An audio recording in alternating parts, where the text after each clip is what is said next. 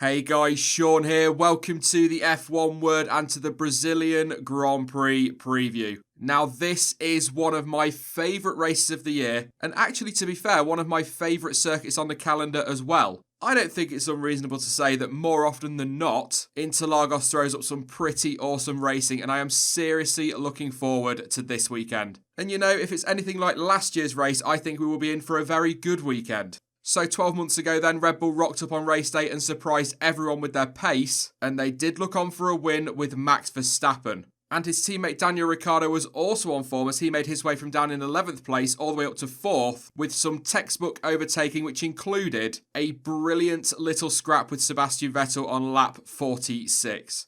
At the very front though, Max overtook both Ferraris, Valtteri Bottas, and after the pit stops, made his way past the second Merc of Lewis Hamilton on track as well. He was absolutely on it.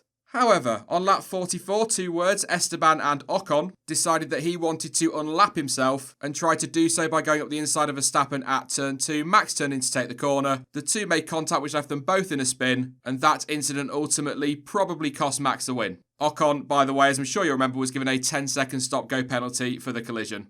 It did boil over post-race as well, as both drivers were involved in a bit of pushing and shoving in the weighbridge, with Verstappen absolutely furious. Murray Walker.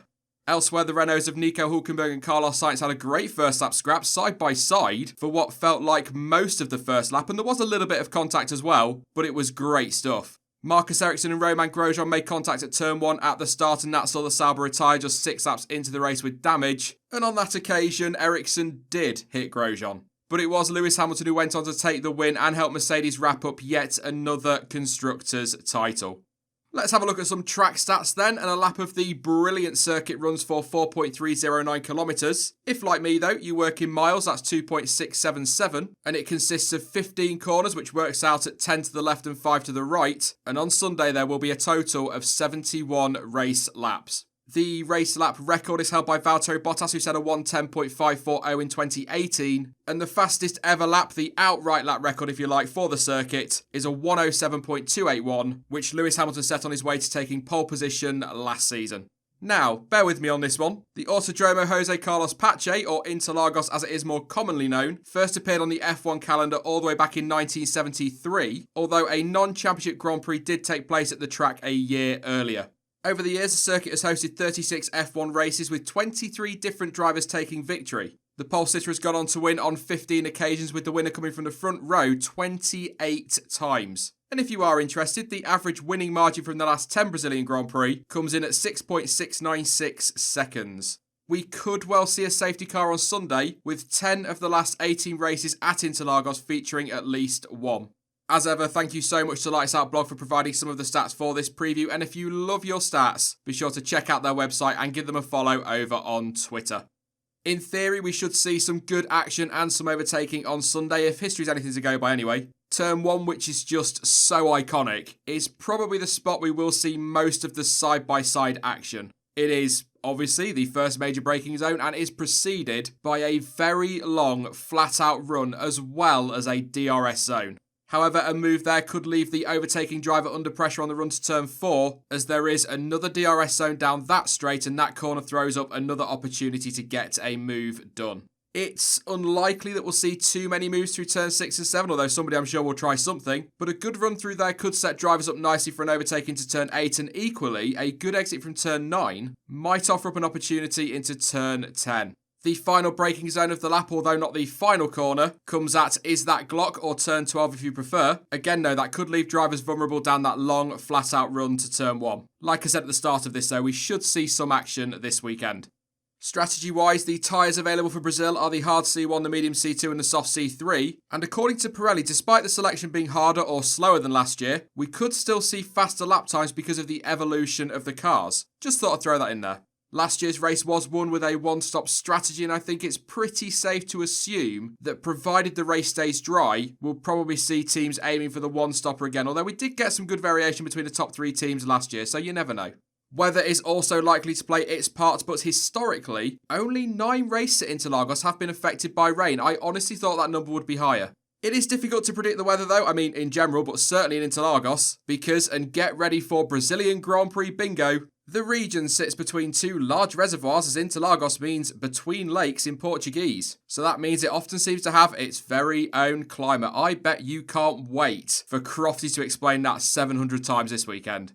But anyway, for what it's worth, at time of recording and according to the Met Office, we could see showers throughout FP1 and FP2, with a small chance rain could hit towards the end of qualifying. Currently, showers are forecast for around 4 PM local time, which in theory is just the end of qualifying. Race day does look set to be dry though. Again, it is highly likely that this will change between now and the weekend, but I've thrown it in there anyway. Just a quick few news stories to go over ahead of this weekend, starting with Charles Leclerc, who is set to take a grid penalty in Brazil as Ferrari have confirmed they will be fitting a new power unit at Interlagos. The decision was taken because of the damage he picked up last time out in Austin, which of course saw him take an older, less powerful unit. And team boss Mattia Binotto added that the team will use Leclerc's pace to gauge how well they are shaping up for 2020. At time of recording, there is no news on how big the penalty will be, but it is likely to be a minimum of a 10-place grid drop. Toto Wolff has confirmed that he will not be attending this weekend's Brazilian Grand Prix, and it will be the first time he's missed a race weekend since 2013. The Mercedes boss said that with both the titles secured, he wants to stay in Europe and, quote, focus on other open topics. I haven't read anything yet on what those other topics or projects might be, but I'm sure we'll get some more information soon.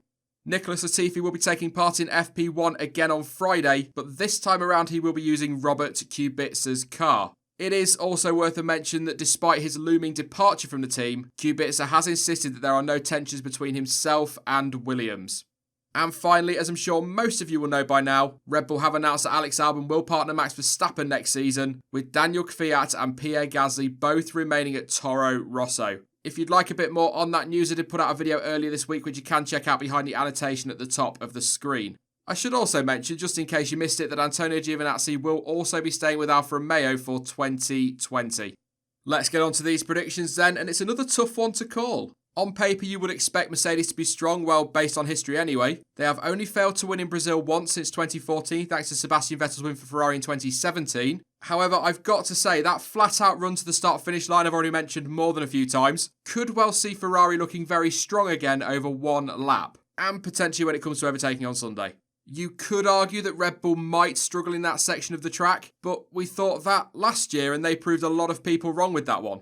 So with all that in mind and the fact that Charles Leclerc will be taking penalties, I think Sebastian Vettel could be looking good for pole position. But as we've seen a number of times, certainly since the summer break, that one-lap pace hasn't always translated into race pace. And so I'm going to go with Valtteri Bottas for the win. I don't honestly know why. I just have a gut feeling. Plus he does seem to be on a bit of a roll as well at the moment, and his confidence is definitely high.